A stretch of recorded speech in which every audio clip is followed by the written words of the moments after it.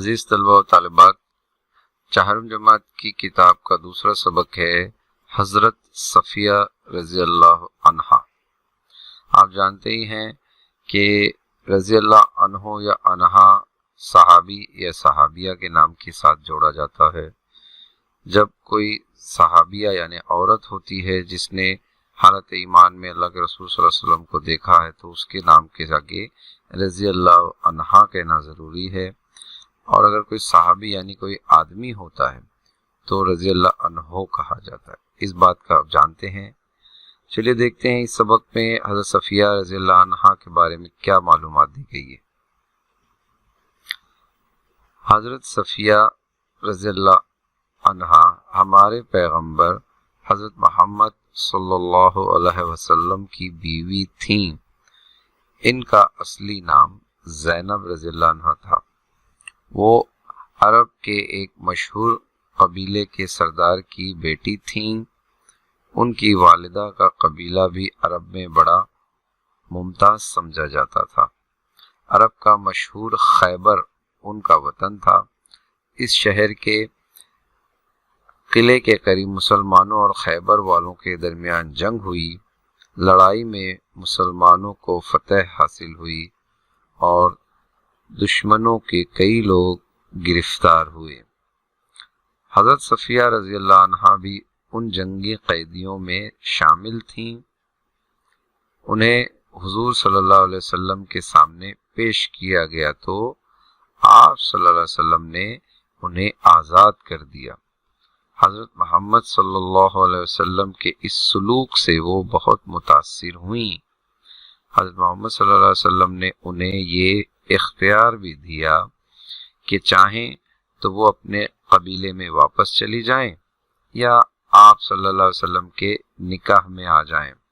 حضرت صفیہ رضی اللہ عنہا نے حضور صلی اللہ علیہ وسلم کی بیوی بننا پسند کیا اور رسول اکرم صلی اللہ علیہ وسلم نے ان سے نکاح کر لیا۔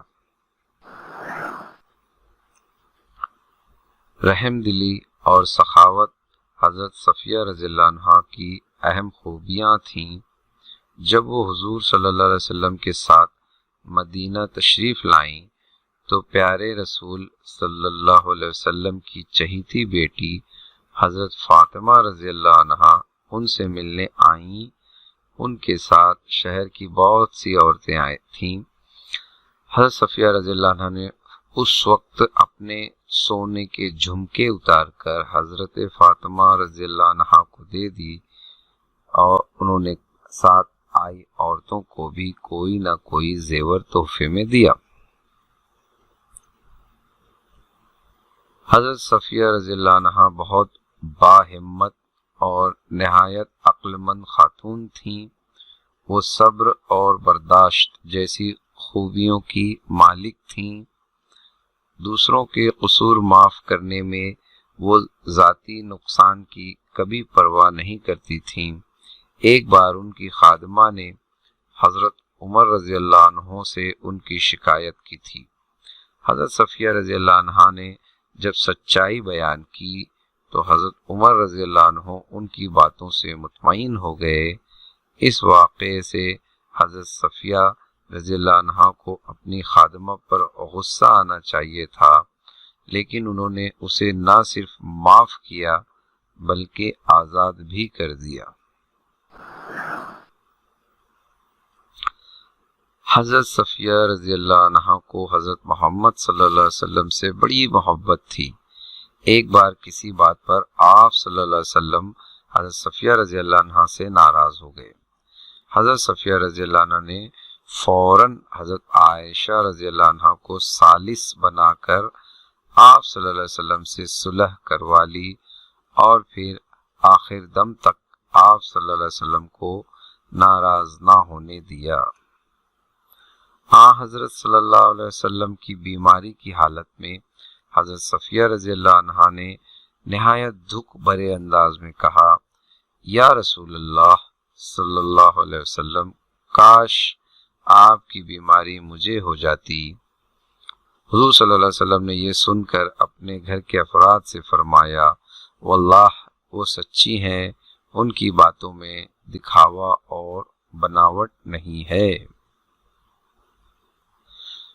مصیبت میں گھرے ہوئے لوگوں کی مدد کرتے وقت حضرت صفیہ رضی اللہ عنہا اپنی جان اور مال کی پرواہ نہیں کرتی تھیں۔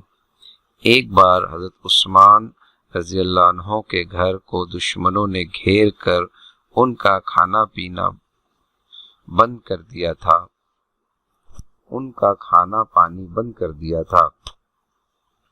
ایک بار حضرت عثمان رضی اللہ عنہ کے گھر کو دشمنوں نے گھیر کر ان کا کھانا پانی بند کر دیا تھا۔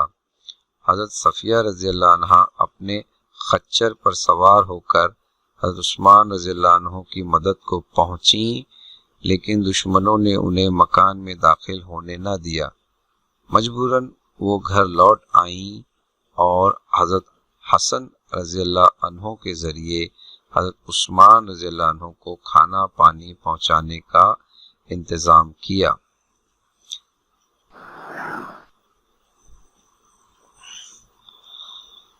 حضرت صفیہ رضی اللہ عنہا کھانا بہت اچھا پکاتی تھیں۔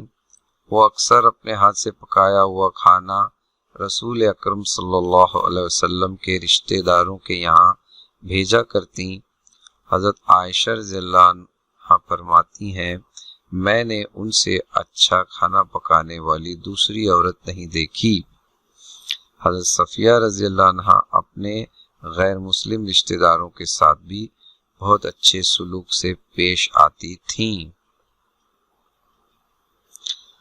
حضرت صفیہ رضی اللہ عنہا نے انتقال سے پہلے اپنا مکان اللہ کی راہ میں وقف کر دیا تھا اور اپنے پاس کے 1,00,000 درہم اپنے بھانجے کو دینے کی وصیت کی تھی۔ مسلمانوں نے حضرت عائشہ رضی اللہ عنہا کے کہنے پر ان کی اس وصیت پر عمل کیا۔ حضرت صفیہ رضی اللہ عنہا نے سن 50 ہجری میں وفات پائی۔ اس وقت ان کی عمر 60 برس کی تھی۔ انہیں بقیع نامی قبرستان میں دفن کیا گیا۔ یہ تمام معلومات اس سبق میں حضرت صفیہ رضی اللہ عنہا کے بارے میں دی گئی ہیں۔ آپ انہیں دوبارہ اور سہوارہ پڑھیے، نئے الفاظ پر غور کیجیے اور ان تمام باتوں پر بھی غور کیجیے اور سوچیے کہ انسانوں میں کتنے بہترین لوگ گزرے ہیں، خاص کر کے ہمارے اکابرین، ہمارے بڑے جو اسلامی تاریخ کا حصہ بھی ہیں۔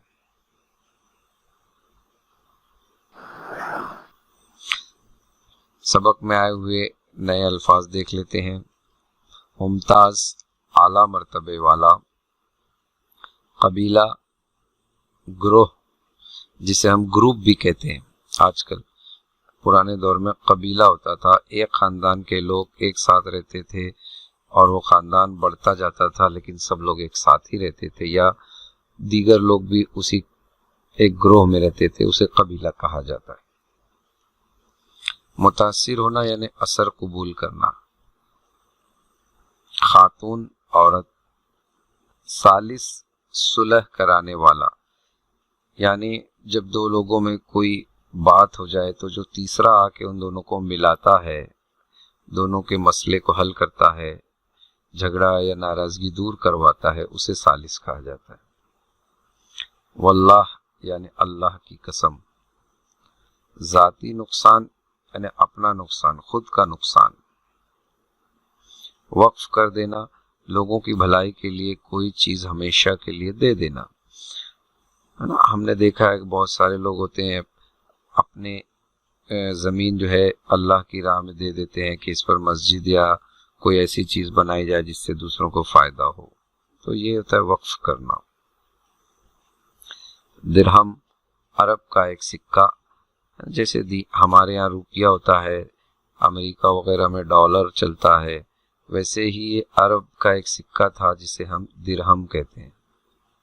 وصیت، انتقال سے قبل دی جانے والی ہدایت، ہے نا۔ بچوں، یہ بہت ضروری ہے، ہر انسان ایک نہ ایک دن اس دنیا سے جاتا ہے یعنی انتقال کرتا ہے، تو ہمارے مذہب میں بھی کہا گیا ہے کہ انتقال سے قبل یعنی انتقال سے پہلے اپنی وصیت ضرور لکھو۔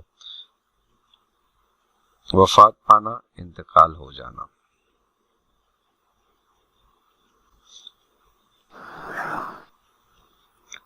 इस सबक में भी वही हिदायत दी जा रही है कि पहले तलबा से सवालों के जवाब ज़बानी अख़ज़ करवाए जाएं, पढ़वाए जाएं। ज़बानी मश्क होने के बाद स्क्रीन से दिखाकर उन्हें सवालों के जवाबात लिखने को कहें। हो सके तो बच्चों से खुद से तहरीर करवाने की कोशिश करें ताकि उनकी तहरीरी सलाहियत फ़रोग़ पाए। असातिज़ा से ये गुजारिश है कि बच्चों की तहरीरी सलाहियत को बढ़ाने के लिए ज़्यादा से ज़्यादा उन्हें खुद से लिखने पर आमादा करें, बवक्त ज़रूरत उनकी रहनुमाई करें। तो यहाँ पर सवालात और जवाबात दिए गए हैं। आप वीडियो को पॉज करके बच्चों के तहरीरी काम मुकम्मल हो जाने पर आगे की स्लाइड को देख सकते हैं प्ले करके।